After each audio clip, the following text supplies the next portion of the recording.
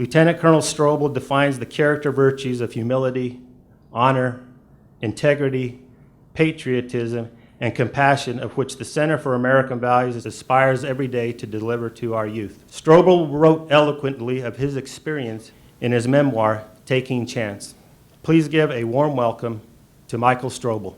Not too long after we started deploying troops to Iraq and Afghanistan, the Marine Corps put out a call for officers and staff non-commissioned officers to be escorts to go with the remains of fallen Marines from Dover Air Force Base in Delaware to wherever their final destination was for their funeral services. Like so many Marines that I work with, I had volunteered to be an escort, and I saw that a PFC, Chance Phelps from Clifton, Colorado, had been killed in Anbar province in Iraq. I felt that our common bond to Colorado was sort of a sign for me that this was the Marine that I was supposed to bring home. And so I had no intention of capturing the experience in a journal.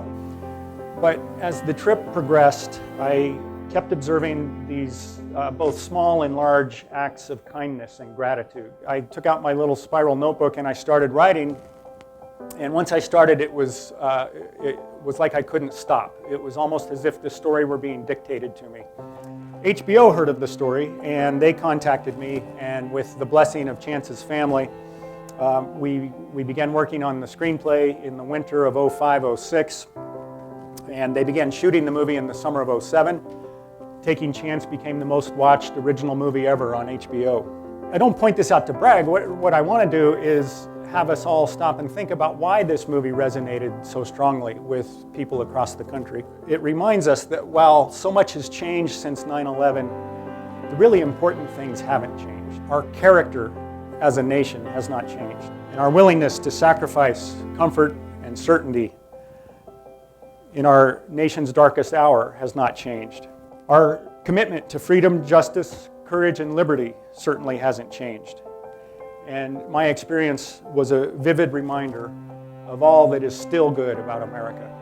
I'm sorry, I look at these Gold Star mothers and I think of Chance's mom, and it's really wonderful to have you here today. Chance's family they've continually tried to take the attention that they've received from the movie and the story and try to redirect it to efforts to help wounded warriors and Gold Star families.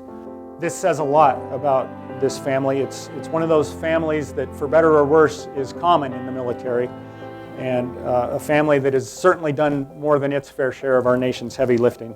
They definitely represent the best of America and of American values.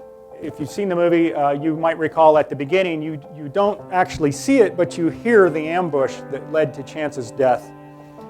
And Chance's actions during that ambush enabled his platoon to get organized, to get out of the kill zone with no other KIAs, or killed in action. I was able to get a hold of the summary of action for Chance's Bronze Star citation. At approximately 16:30, the convoy was attacked with an improvised explosive device. Lance Corporal Phelps immediately began to suppress the enemy in order to relieve pressure from the Marines caught in the kill zone. His fires were crucial to relieving pressure from those Marines caught in the kill zone. Lance Corporal Phelps was killed, saving the lives of his fellow Marines. For his undisputed bravery and heroism during the heat of battle, bravery that saved the lives of others and cost him his own, he is awarded the Bronze Star with Combat Distinguishing Device posthumously.